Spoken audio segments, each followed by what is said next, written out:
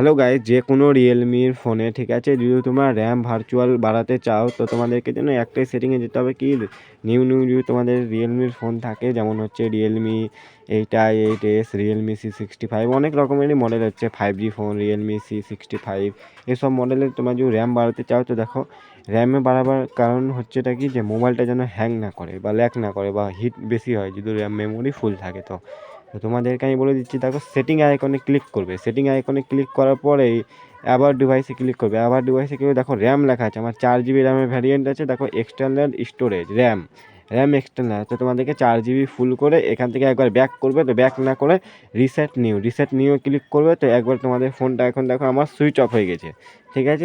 এবার switch off হয়ে আছে, যখন অন হবে আমি তোমাদেরকে ভিডিওতে দেখাবো। দেখো গাইস, আমার ফোন এখন অন হয়েছে, ঠিক আছে। একটু ফোন সময় নিতে পারে তোমাদেরকে, আমি যেটা তোমরা ওয়েট করো। রে কানা রে,